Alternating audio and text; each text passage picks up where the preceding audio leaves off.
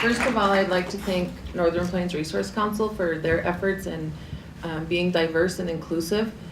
I go across the United States attending conferences and different functions, and oftentimes I'm the only Native in the room. So when I come to Northern Plains events, it's really an honor, and I feel a lot of pride to be connected and associated with the Northern Plains Resource Council team, because they, I think they intentionally and just by nature, they include the Native voice because they care, and they're talking about the shared prosperity in the Commonwealth. So thank you to Northern Plains and all you guys do to keep that going and building the connection.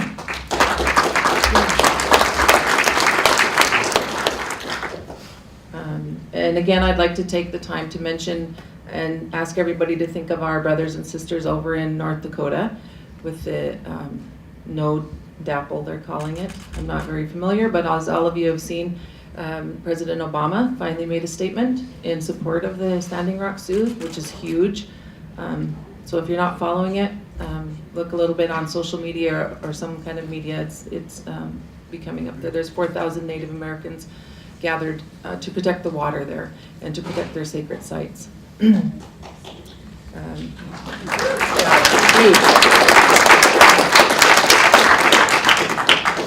So I'm not a very organized person, and I was coming back from another meeting last night thinking, oh, and then I was laying on the couch, I was like, oh gosh, I have a presentation tomorrow.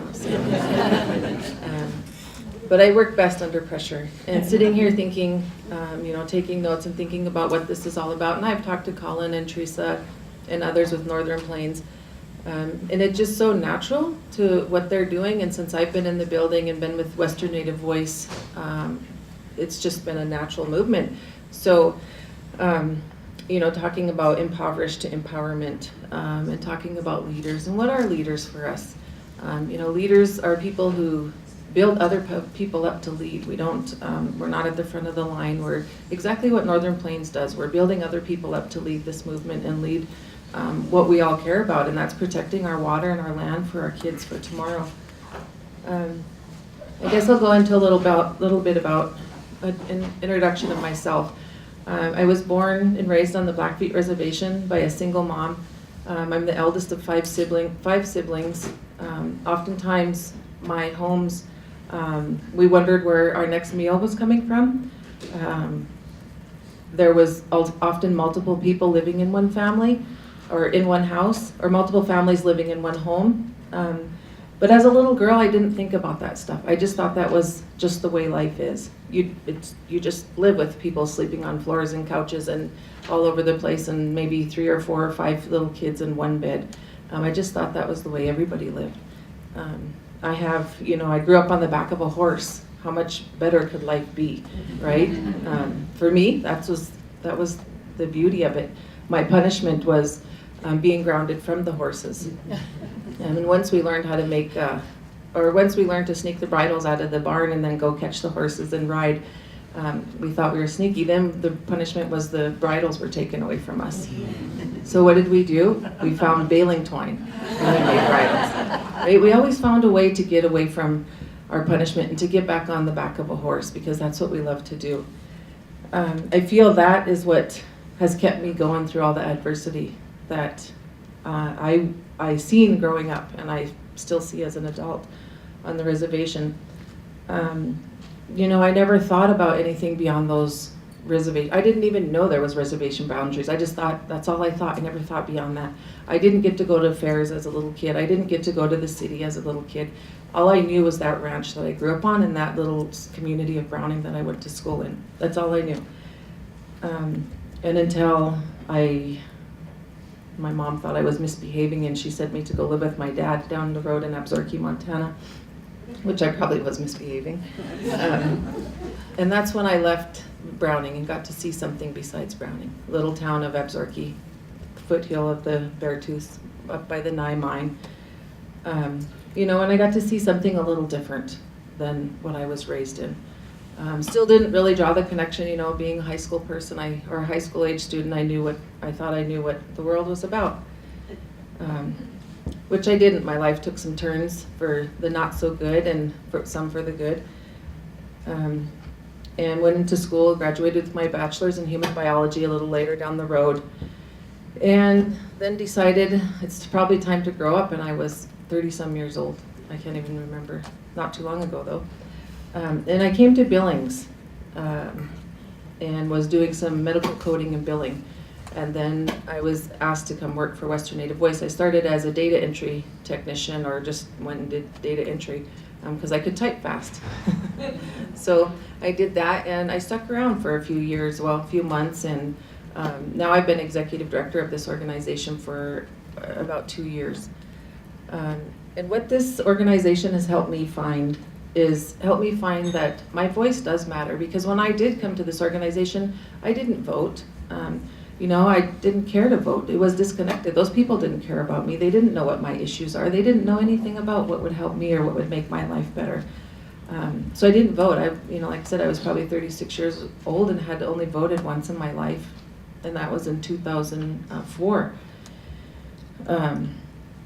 So it helped me through all of this work that I've done. It helped me realize that my voice does matter. It helped me realize that I want to help my people, other Native Americans, find out that their voice does matter, that our voice is valued, and it's important. If we really want to make change about the water and the earth and anything like that, who better to talk to than the people who survived millions of years living in harmony with the land and the water and the animals. So helping do that is really important to our organization. It started out as a small voter engagement organization, and in learning from my mentors, Pat and Teresa, and other people at Northern Plains, I've learned that there's more to it. And who's passionate about voting? Let's get real. It's not the sexiest thing to think about, right? How do I mobilize these communities in talking about voting? It's just not. It wasn't effective. So we expanded, and we're in the process of expanding now because there's so much to be worked on. We're talking with Northern Plains about the local foods and the climate change and all that stuff, which I don't know a lot about the policy, but I know about people power. I know about finding my voice and how that changes the way I look at the world. I'd never talked about politics or policy or anything when I was growing up. All I thought about was the back of that horse. But my kids today, my wife and I, we raise 3 kids, 13, 12, and 11, and they know about the candidates. They know that there's a presidential election going on. They know that there's a Native American woman running for Congress, which is historic, which when she wins, she'll be the first Native American woman.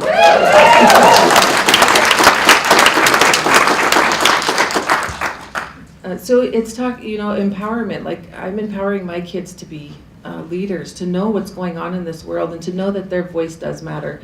And that's what I hope, and I do see our organization bringing that to our communities, when we talk to people and they see what I've seen, and hopefully we're reaching them at a younger age. We're talking to people, or to the students in the high schools and the community colleges, about how this policy the work does in fact impact their lives directly, even though, it doesn't seem like it does.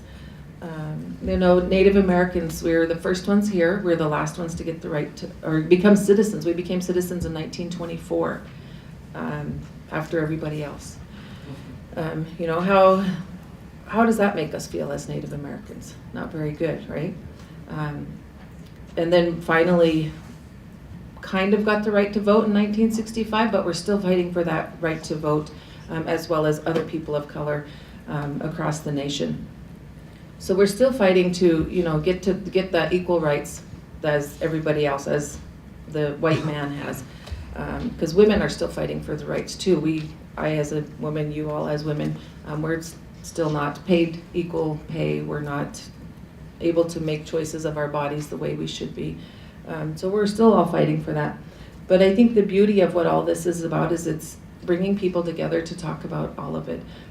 About how we together make tomorrow better, how we together protect our earth, protect our children.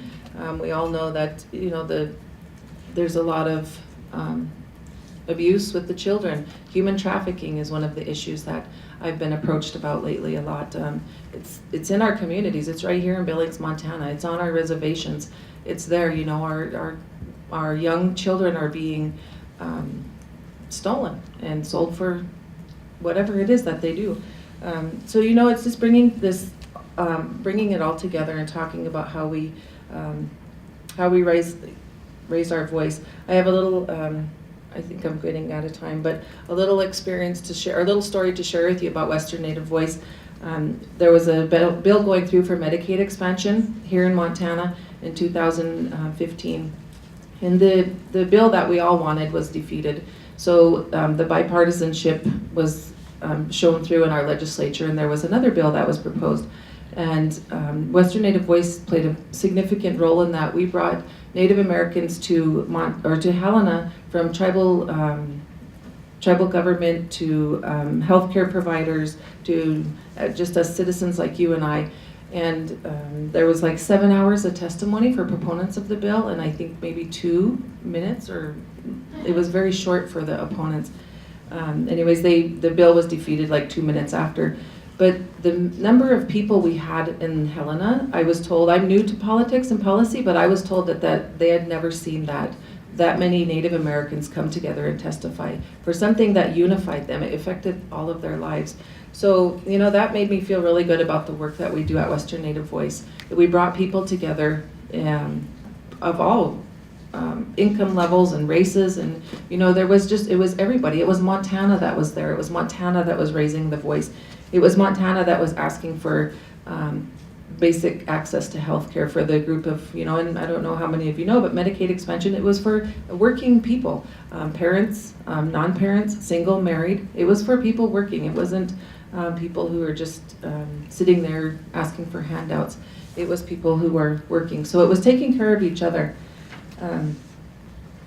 So that's an example of what we want to do. We want to bring that Native voice to the table. And I'm really glad that Northern Plains does this. They bring the Native voice to the table often. And then, bringing people together, connecting them. Mia, she talked about the Bay Area and the Native Americans there. Well, that's where I think AIM was kind of started, or it was a big, there's a gentleman in the back that I know could talk more about AIM than I can. But that was a significant area for the AIM movement. And talking about the Bay Area, bringing us to here, thinking about what's going on in North Dakota, like it's all lining up. The stars are lining up to bring people together across the nation and across the world to protect our water and protect our land and to make sure we all have quality foods. I wish Patrick could share, maybe during the questions, he could talk a bit about the food when it gets to the reservations, the nutritional value. It's like, I think 50%. Like I said, he can talk more about that. But I'm just happy to be here. Thanks for inviting me, and keep up the good work, everybody.